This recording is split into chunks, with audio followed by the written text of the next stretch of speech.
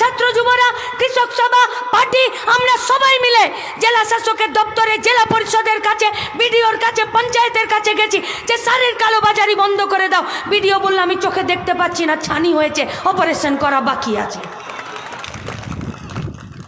मोदी है तो मुमकिन है, मोदी का গ্যারান্টি है कि এবারে ইলেকট্রিক বিলের দাম যত হুড়হুড় করে বাড়বে দেশের সরকার তার কোনো হিসাব নেবে না। তাই তো ইলেকট্রিক বিল 2020 তারা আইনটাকে পাস করিয়ে নিতে চাইছে। তাই তো দিদির সাথে মোদি দুজনে এক জায়গায় এসে স্মার্ট মিটার বসিয়ে দেবে। কোথায় রাখবেন ফসল আপনি? কোন গোडाउन? अरे अंबानी का गोडाउन में क्या पैसा रहेगा, क्या फसल रहेगा, इसका दायित्व, इसका गारंटी मोदी नहीं लेगा, নেবে না। ও আজ লেখাপড়া করে যে কেরালা, কর্ণাটক, ব্যাঙ্গালোরে উঁচু ছাদ থেকে পড়ে মরেছে, আজ লেখাপড়া করে চাকরি পাওয়া যায় না। একদিকে 921টা মাধ্যমিক পরীক্ষা দেবে, তার সেন্টার বন্ধ হয়ে গেল, নতুন করে সেখানে কেউ পরীক্ষা দিতে গেল না। আর বগল বাজিয়ে বুক থাপড়ে মাথা ফাটিয়ে বলছে 21,000 মদের দোকান খুলে দিয়েছি। মদের দোকান চাই না স্কুল চাই? কি চাই? ক্ষেত থেকে যাকে এখানে নিয়ে আসবে সবজিটা, সেই সবজিটা আমি আপনি যে দামে কিনবো চাষিটা সেই দামে বিক্রি করতে পারছে? কোথায় গেল দিল্লি সরকারের কিষাণ মন্ডি? কোথায় গেল দিল্লি সরকারের কৃষক সমৃদ্ধি যোজনা? कहाँ गया पश्चिम बंगाल का फॉरवर्ड ट्रेडिंग, फास्ट ट्रेडिंग है एकदम माठ থেকে গিয়ে আলু থেকে টমেটো সবজি সমস্ত কিছু কিনে নিয়ে এসে কাদেরকে বিক্রি করে দিচ্ছে? যাকেই বিক্রি করুক, ফুড কর্পোরেশন অফ ইন্ডিয়া বা খাদ্য নিগমকে সেই শস্য সেই সবজি তারা বিক্রি করছে না, যারা রেশন দোকানের মাধ্যমে আমাকে আপনাকে দেবে টাকা। পার্লামেন্টটা সেলফি তোলার জায়গা নয়। পার্লামেন্টটা বাপের বেটার মতন বুকের ধক আর মেরুদণ্ডটা সোজা রেখে, কোমরের চোরকে ঠিক রেখে, চোখে চোখ রেখে দেশ বেচার বিরুদ্ধে দেশকে বাঁচানোর লড়াই। কে লড়বে? কে? কি বলছে দোকানদাররা? বলছে যা ইনফ্রাস্ট্রাকচার, যা বিল দিতে হচ্ছে সেই বিলের কাপড় আমি বিক্রি করতে পারছি না। কেন?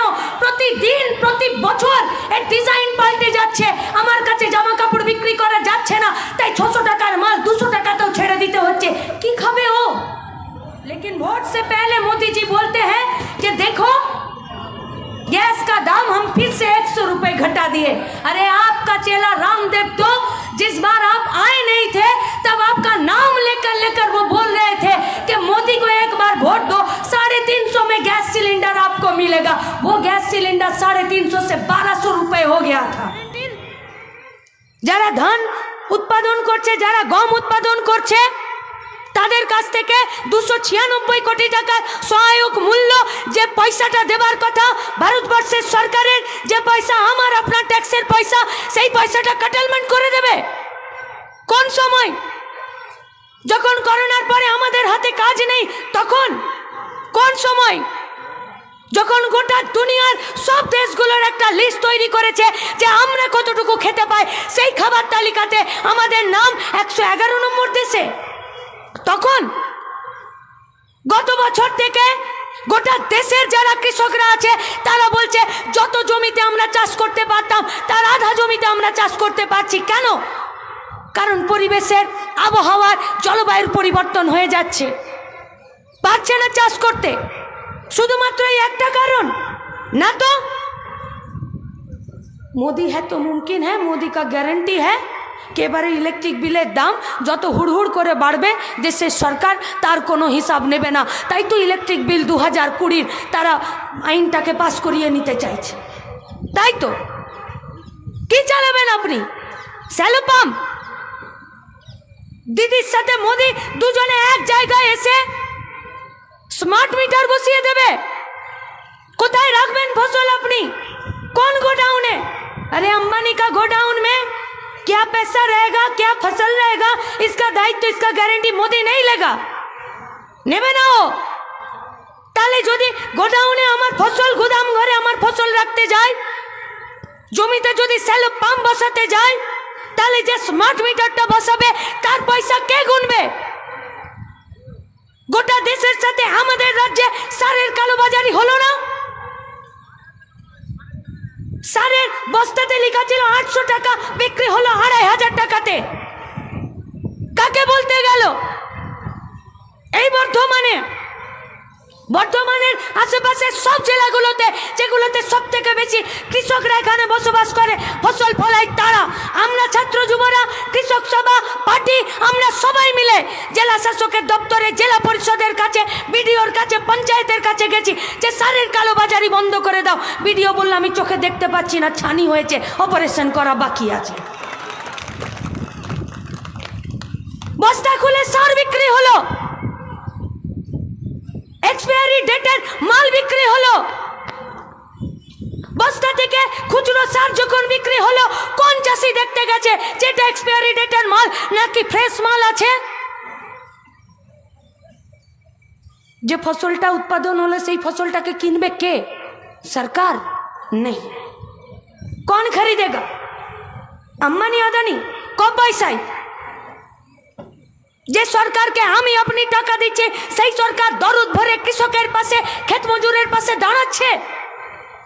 ছিল তো লাল ঝান্ডার পার্টিটা 34টা বছর পশ্চিমবঙ্গের বুকে গরিব কৃষক লেখাপড়া করে যে গাড়ি চাপা পড়েছে, আজ লেখাপড়া করে যে কেরালা, কর্ণাটক, বেঙ্গালোরে উঁচু ছাদ থেকে পড়ে মরেছে, আজ লেখাপড়া করে চাকরি পাওয়া যায় না। বামপন্থী সরকার ছিল, বাম ফ্রন্টের সরকার ছিল, লেখাপড়ার প্রতি, নিজেদের যোগ্যতার প্রতি আস্থা তৈরি করে দিয়েছিল। আর আজকে এমন একটা সরকার চলছে যে সরকার লেখাপড়ার প্রতি আর নিজের প্রতি আজকে একটা অনাস্থা তৈরি করেছে। এই দুই পলিসির বিরুদ্ধে মাঝখানে লড়াইটা। নিয়ত से पता चलता है कि सरकार क्या चाहती है।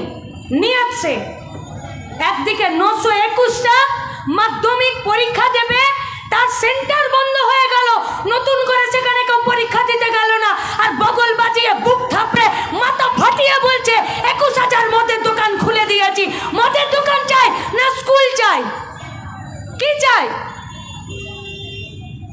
এই গোটা সোনারপুরের চারপাশে যেসব সবজি চাষিরা আছে, মাত্র কয়েক কিলোমিটার দূরে ক্ষেত থেকে যাকে এখানে নিয়ে আসবে সবজিটা, সেই সবজিটা আমি আপনি যে দামে কিনবো চাষিটা সেই দামে বিক্রি করতে পারছে? কোথায় গেল দিল্লি সরকারের কিষাণ মান্ডি? কোথায় গেল দিল্লি সরকারের কৃষক সমৃদ্ধি যোজনা? कहाँ गया पश्चिम बंगाल का फॉरवर्ड ट्रेडिंग, फास्ट ट्रेडिंग है? একদম মাঠ থেকে গিয়ে আলু থেকে টমেটো সবজি সমস্ত কিছু কিনে নিয়ে এসে কাদেরকে বিক্রি করে দিচ্ছে? যাকেই বিক্রি করুক, ফুড কর্পোরেশন অফ ইন্ডিয়া বা খাদ্য নিগমকে সেই শস্য, সেই সবজি তারা বিক্রি করছে না, যারা রেশন দোকানের মাধ্যমে আমাকে আপনাকে দেবে টাকা খাবার। কে বলবে এসব কথা? কে? পার্লামেন্টটা সেলফি তোলার জায়গা নয়। পার্লামেন্টটা বাপের বেটার মতন বুকের ধক আর মেরুদণ্ডটা সোজা রেখে, কোমরের চোরকে ঠিক রেখে, চোখে চোখ রেখে দেশ বেচার বিরুদ্ধে দেশকে বাঁচানোর লড়াই। কে লড়বে? কে?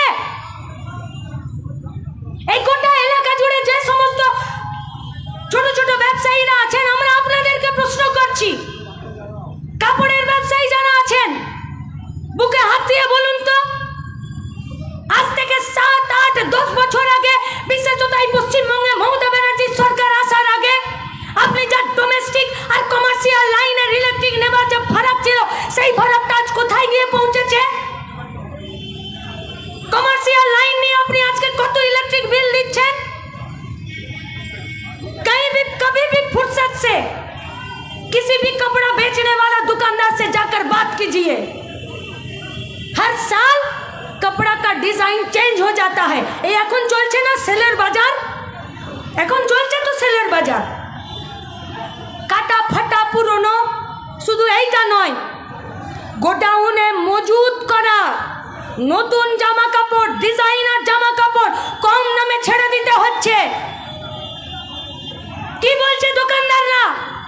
বলছে যা ইনফ্রাস্ট্রাকচার, যা বিল দিতে হচ্ছে, সেই বিলের কাপড় আমি বিক্রি করতে পারছি না। কেন? প্রতিদিন, প্রতি বছর এর ডিজাইন পাল্টে যাচ্ছে, আমার কাছে জামা কাপড় বিক্রি করা যাচ্ছে না, তাই 600 টাকার মাল 200 টাকাতেও ছেড়ে দিতে হচ্ছে। কি খাবে ও? কি লেখাপড়া শেখাবে ওর বাচ্চাকে? কি ট্রিটমেন্ট করাবে ওর বাবা মার?